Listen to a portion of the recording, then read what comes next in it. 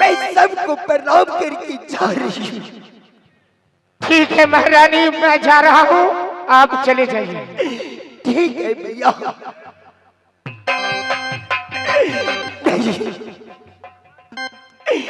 मैं इस संसार से दूसरे संसार में मर जाऊंगी, कट जाऊंगी, लेकिन किसी को दरवाजे पर नहीं जाऊंगी। कहाँ जाऊं, कहाँ जाऊं, क्या कीड़ा दुआरी राम। कहाँ जाऊं, कहाँ जाऊं, क्या कीड़ा दुआरी राम। चारू वरी से लागल बाड़ी, चारू वरी से लागल बाड़ी, बजरा के बारी राम। चारू वरी से लागल बारे, बजरा के बारी राम। चारू वरी से लागल बारे।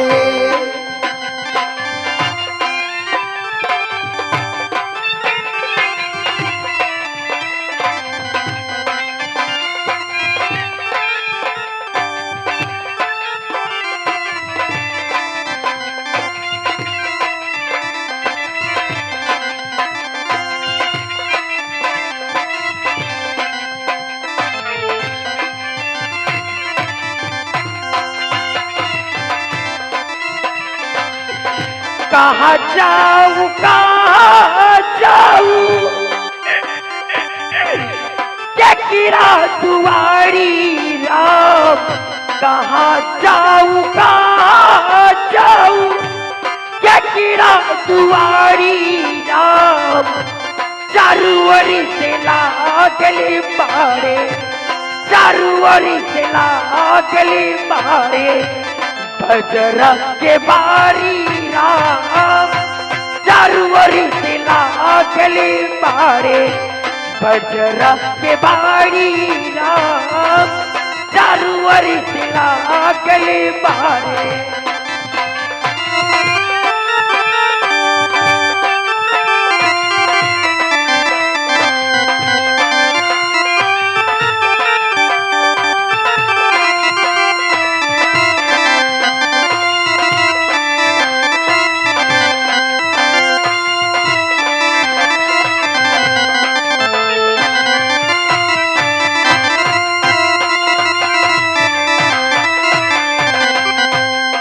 बाप छूटी गईले,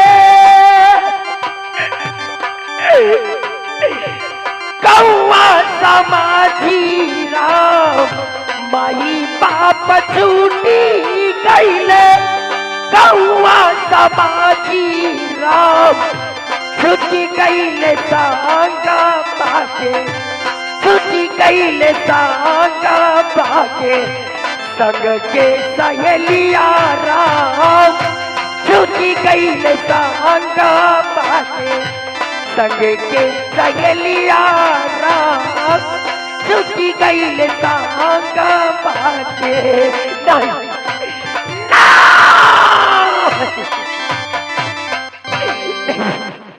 नहीं ये भी क्या सोच रही, किसी के दरवाजे पे जाऊं।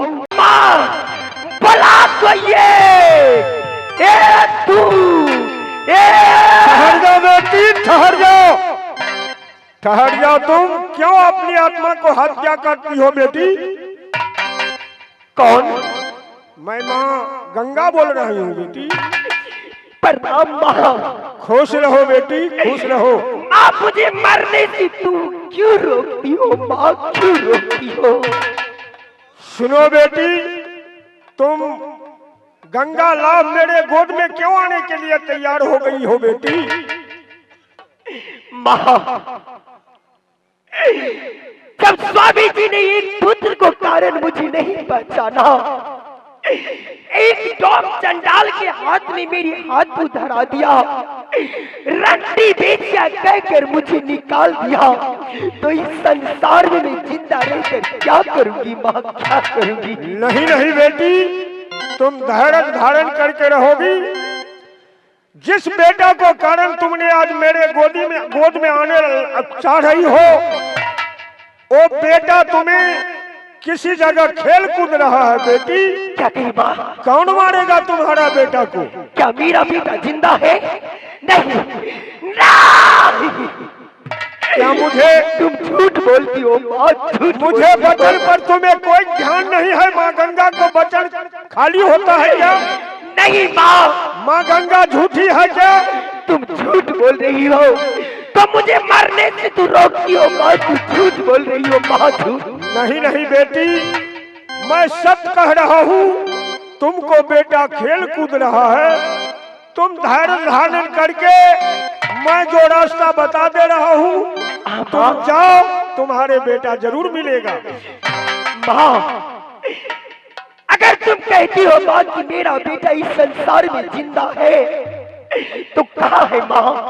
हाँ बेटी, कहाँ है? तुम क्यों नहीं बताती हो माँ, कहाँ है मेरा? सुनो, यहाँ से तुम बन केदली में चले जाओ, बन केदली जंगल पार करके बन झांसी जंगल में चले जाओ, बन झांसी पार करके बन बबड़ी जंगल में एक मुनि बाबा का आश्रम है।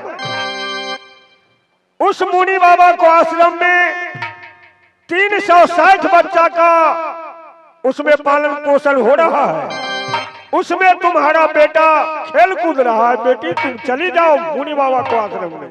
माँ, तो अगर कहती हो माँ, तो मैं तेरे बातों के ऊपर विश्वास कर रही हूँ माँ। अगर मैं इस समय मुनियार बाबा के पास जा रही हूँ, अगर माँ कान खोल के सुन ले, अगर मेरा बेटा वहां नहीं मिला, तो माँ वापस में आकर के जब मरूंगी तो मैं तुम्हारी लहर में मरूंगी माँ, तुम्हारी लहर में मरूंगी। ठीक है माँ, मैं तुम्हारी कहने से मैं इस समय मुनियार बाबा के पास जा रही हूँ माँ, जा रही हूँ माँ। तुम मेरा बेटा के ऊपर ख्याल रखना माँ, मैं जा रही हूँ माँ।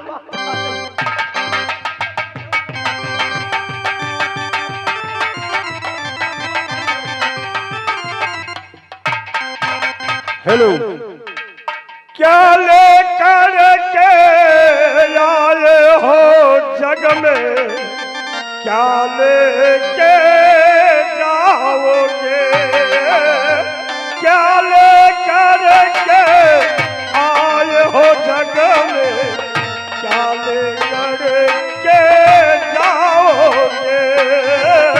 सतनाम सुमरले मनरे, एक दिन तुमको जाना है।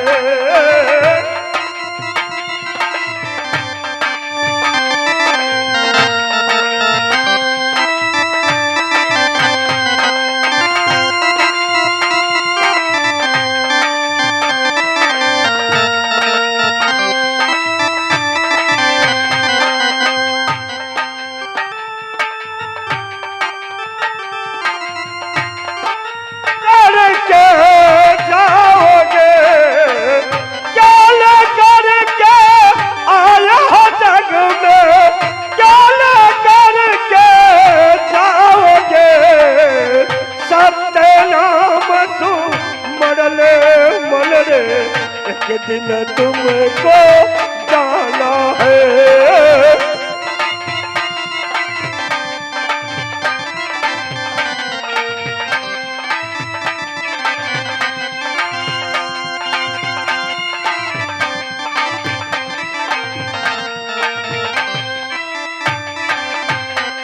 हाँ, मुट्ठी बांध के आए हो जग में, हाथ पसार के जाओगे। मुट्ठी बांध के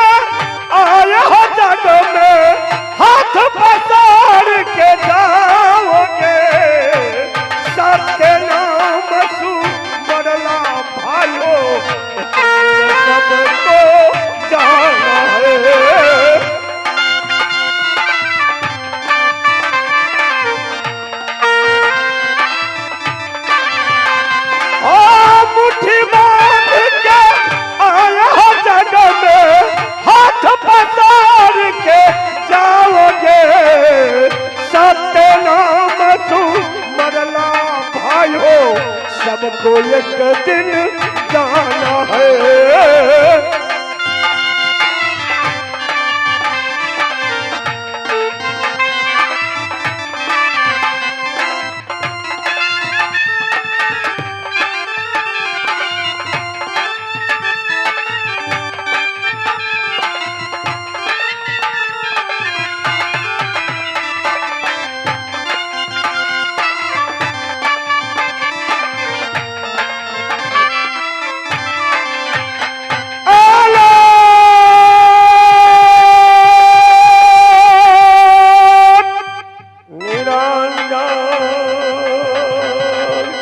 नारायण नारायण नारायण।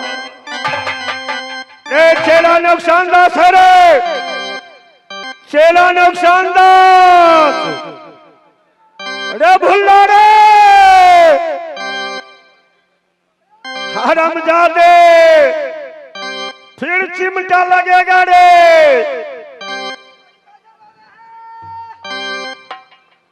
कहाँ गया था रे? घर चले गया था। हरामजादे घर क्या करने के लिए गया रे? क्यों नहीं बोल रहे हो रे? देखा वही द्वार हम में अब चलिए कैले क्यों नहीं आ रहे? और चाहिए और खुराक लोगे? यहाँ चाल हमारा निकल गया, बुझला कि नहीं?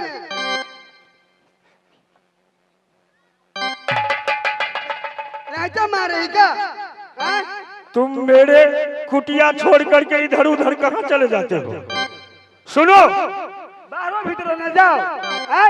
आज जितने ये 360 है चेला है ना, सबको सब आज मेरे सामने में उपस्थित हो जाओ। अब क्या इस मृत भुवन को छोड़कर अब सतलोक चले जाऊंगा, समझ गया? हम सब कदर हो। तुम लोग ये वन बबड़ी जंगल में रहोगे। अब मुझे ये मृत भुवन पर मुझे सहन नहीं हो रहा है। सतयुग गया, द्वापर गया, त्रेता गया, आ गया कलयुग। कलयुग आने के बाद इस जगह पर जितने मानव है वो सब को काल प्रवेश कर गया। रावण घुस गया, किसी का कोई नहीं चिन्ह रहा है। बेटा अपनी बाप को नहीं चिन्ह सक रहा है, बेटी अपनी माँ को नहीं चिन्ह रही है, बहनें अपनी भैया को नहीं चिन्ह रहे हैं। यहाँ पाप अघोर हो रहा है, यहाँ धर्म विस्मित हो रहा है, अलोपित हो रहा है। इसलिए मैं इस मृत भुवन को, ये शरीर का मैं छोड़ करके सतलोक चले जाऊंगा। इसलिए तुम लोग जंगल में रहोगे। बाबा हो तू चल जा भाऊ ऊपर, तो हमरा से बोल बाघे सब खा जा धना सब के, फिर अखबार क्या करके वही बाघ जो खाएगा, शेर सियार जो खाएगा, उसको मंत्र दे करके जाऊंगा, जो कोई यहाँ पर बाल बका नहीं कर सकता है। बाबा जाओ राम जीवन दास का ले आओ। मंत्र कते मोट के हुई है, देख लिया और देखेगा, और देखेगा तो मंत्र कितना मोटा होता है रे, और देखोगे। हरामजादे मैं कह रहा हूँ राम जीवन दास का ले आओ, मंत्र मोटा और पतला खोजता। श्री नारायण नारायण नारायण शिव नारायण नारायण।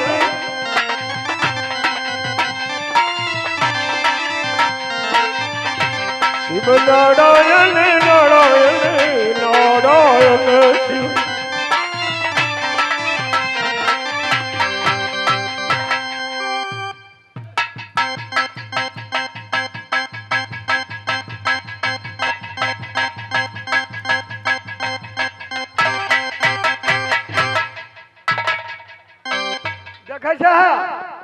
एकरे हम अपन दूध पिया के जवान के लिए ये अब हमरो ने गुदा नहीं है।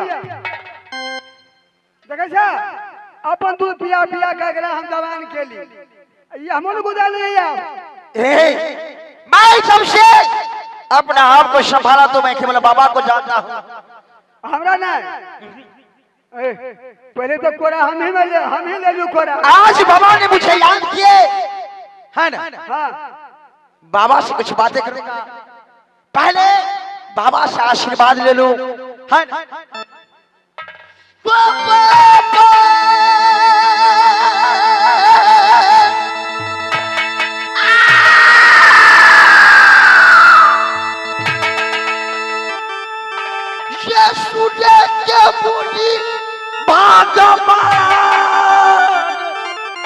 ओ देंगे आशीर्वाद मुनि बाबा आप जंगली।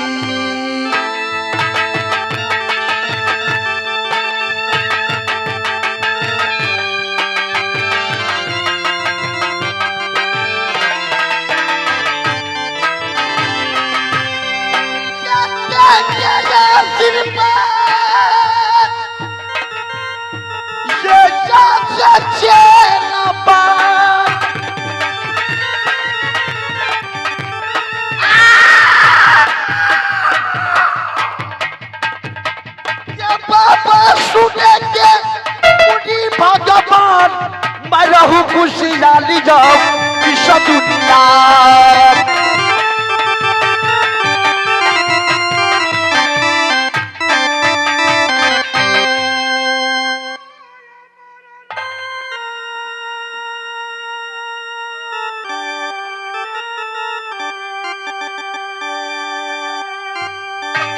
बबुआ सुनो रे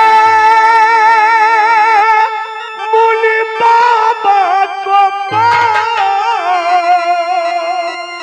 अरे चूके चूके चिनाया बाबा ये रे जंगलो।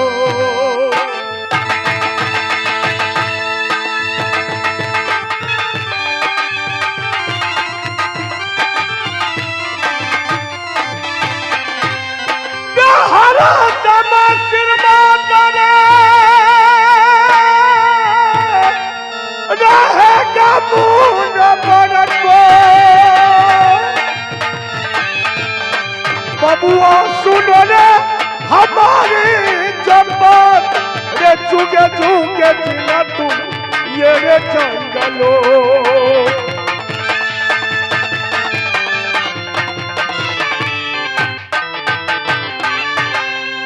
सुनो राम जीवन दास। हाँ बाबा। आज ने 360 चेला का अपनी सामने में क्यों रखा? किस लिए? आज तुम लोगों को एक प्रसादी दे करके एक जंगल का इस मृत भुवन का मैंने छोड़ने जा रहा हूँ।